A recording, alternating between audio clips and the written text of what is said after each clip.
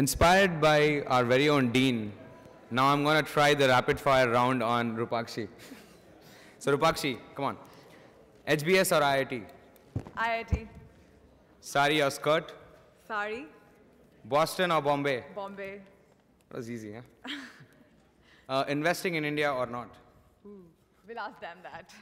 All right, so moving ahead, let's look at the next panel is about investing in India. What are the opportunities that exist? What kind of challenges do we face?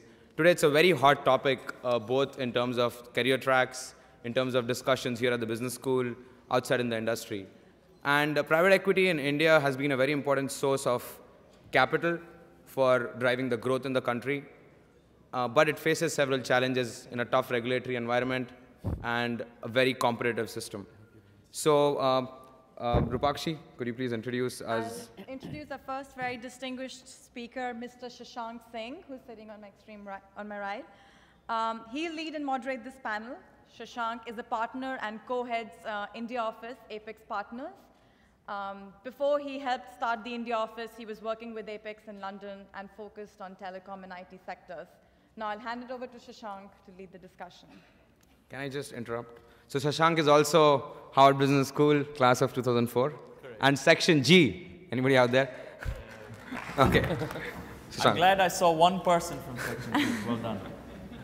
Well, ladies and gentlemen, thank you very much for making the effort to come out here on a Sunday morning. I know you couldn't have paid me money when I was at business school at HBS to sort of make this, so, well, you've done one better than me.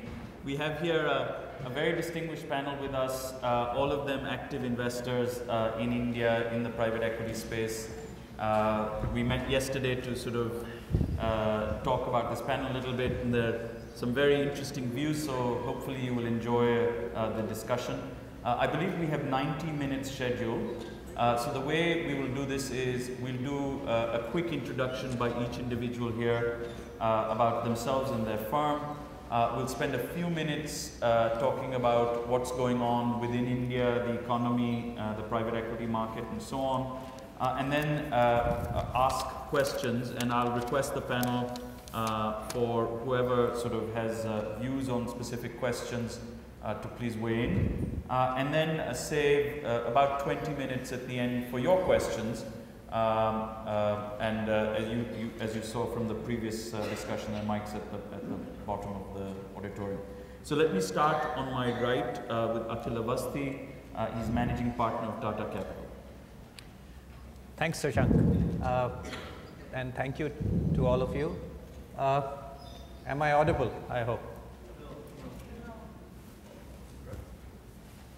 So there goes the first piece of, yeah, this is much better. I think this is, okay.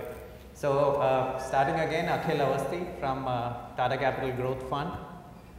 I am the managing partner for this fund for 3 years. It's a $250 million fund which invests in growth companies in India. About $10 to $25 million check size is what we write. Average hold period is 5 years, and we hope to make about 3 times money in that period. Prior to this, for 12 years, I was a partner, a founding partner with Barings India office. Barings was one of the earliest private equity firms in India. We made 12 investments out there, 9 exits, and 2 of them flamed out. So I've got experience of making lots of money as well as seeing my investment go completely belly up. So that's my introduction. Thank you, Akhil. To Akhil's right is Naveen Wadhera. He's the country head for TA Associates in India. Hi, guys. As was just said, I work for TA Associates, which is a Boston-based, Boston headquartered firm.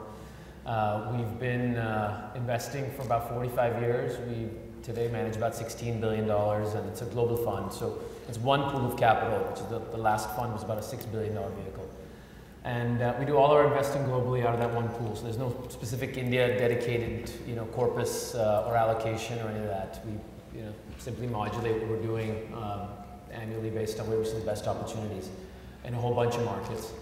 And I joined the firm, what's coming up on 12 years now ago here in Boston, and slowly have been moving, helping build the international business. So I started the London office with a colleague of mine about 8 years ago, and then started the India office just about 3 years ago. and just helped start a new Hong Kong office a couple of months ago. So that's my quick background. In terms of what we do as a firm, we are strictly focused on what is traditional growth capital, so late stage investing in profitable growing companies. And in India, we'll start with about a $30 to $35 million type check at the lowest end and go up from there. Thank you, Naveen. To Naveen's right is Vish Narain, who is at TPG Growth in India. Thanks, Shashank. Hi guys. I work with TPG. I head up TPG Growth in India. TPG, as you might know, is a large private equity fund headquartered in San Francisco. We manage about $60 billion of capital. The growth fund in particular looks at investing in middle market companies in the US, but also international geographies like India, China, Vietnam, Indonesia, etc. The India office manages the South Asia efforts, so not just India, but Vietnam, Indonesia, Thailand, etc. Prior to TPG, I've been with them for about 5 years. Prior to TPG, I was with Bessemer in New York, which is a VC fund. Prior to that, I was at business school at Stanford, and before that, I was with McKinsey for a few years. I did my undergrad at IIT Delhi. In terms of TPG Growth's efforts, we focus on growth investing. We invest $25 to $75 million per transaction, and focus on sectors that typically TPG is strong in globally, so things like retail, consumer, healthcare, and financial services. Thanks, Vish. And then to Vish's right is Darius, Pandole, who is a partner at New Silk Route. Good morning. I'm Darius Pandole. I've been part of the founding team at New Silk Route that we set up about 5.5 years ago now. New Silk Route is a sector agnostic fund that focuses primarily on India, but also other parts of what we call emerging Asia. Hence the name New Silk Route, which we thought sort of in some manner mimics the old Silk Route in which money was made, and hence that's our aspiration with our fund here. We look to make investments of about $40 million plus across sectors. We now have about 16 investments in India. Personally, before being part of the team that set up New Silk Route, I was part of the founding team at IDFC Private Equity. I've been in the business for about 20 years in India now, and I graduated from Harvard College in '88, so my connection with Harvard. Thank you, Darius. And then finally on Apax, a small plug for our firm. We're the largest private equity fund out of Europe, headquartered out of Europe, managing about $40 billion in private equity. As you heard, I helped open our office in India about 5 years ago. Within India, we are focused on large checks, which means between $200 and $500 million in equity. We have two investments there. One is Aigate Patni. It's actually a competitor to Cinta, who you heard Bharat's very inspirational story, and Apollo Hospitals, which is the leading healthcare services company in India.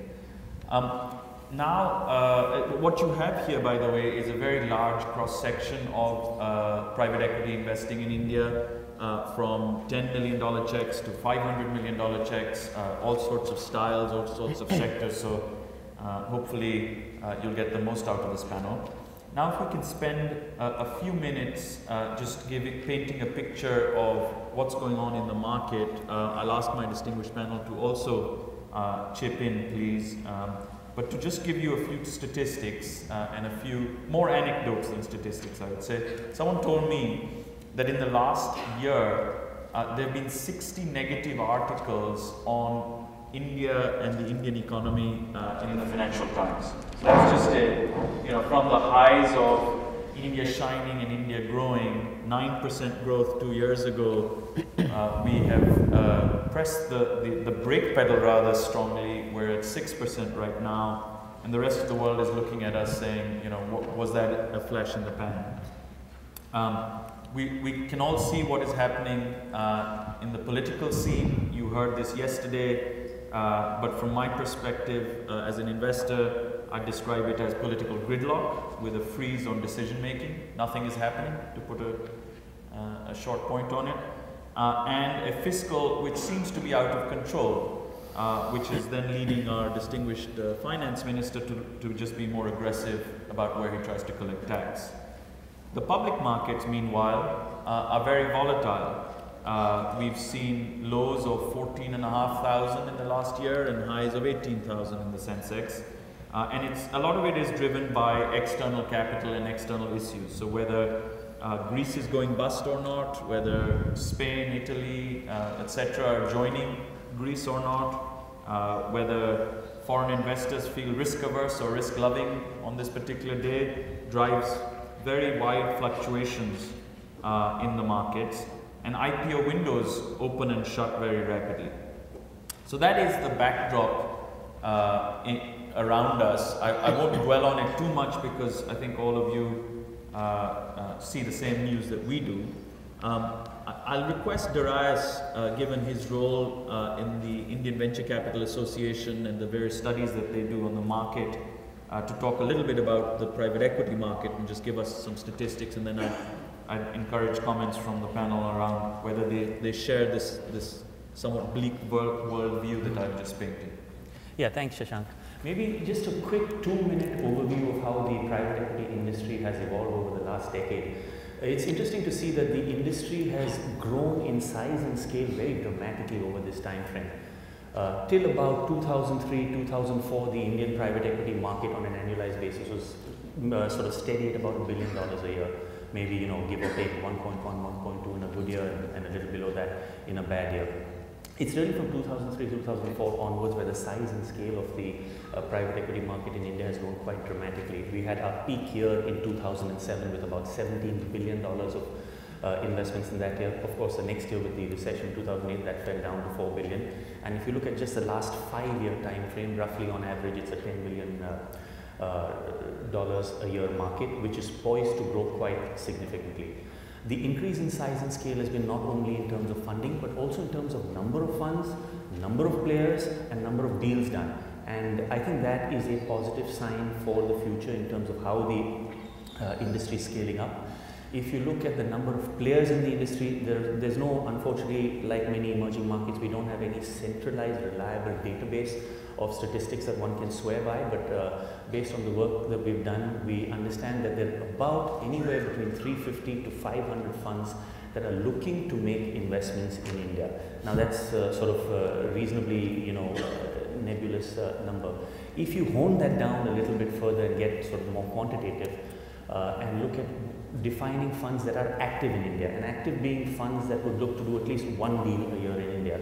Over the last 3 years, there have been, every year there have been anywhere from 160 to 200 funds that have done at least one deal a year in India. And if you break that down to the next level and see who are the really active funds, and that again being defined as those that can do more than one deal a year in India, it's anywhere from 60 to 90 firms. So that gives a sense of the size of the company. I think another good observation, another positive aspect of the industry in India is that as it's grown, it's also matured in as much as it's become very nicely segmented. So now we have seed funds that look to make investments of $100,000, $200,000, all the way up to VC funds and growth funds and all the big buyout houses, Blackstone, Warburg, Carlyle, and some of my colleagues are in the market. So from a point of view of representation, I think India is clearly on the radar of all of the global LP community, and hopefully from here we're just poised to grow further.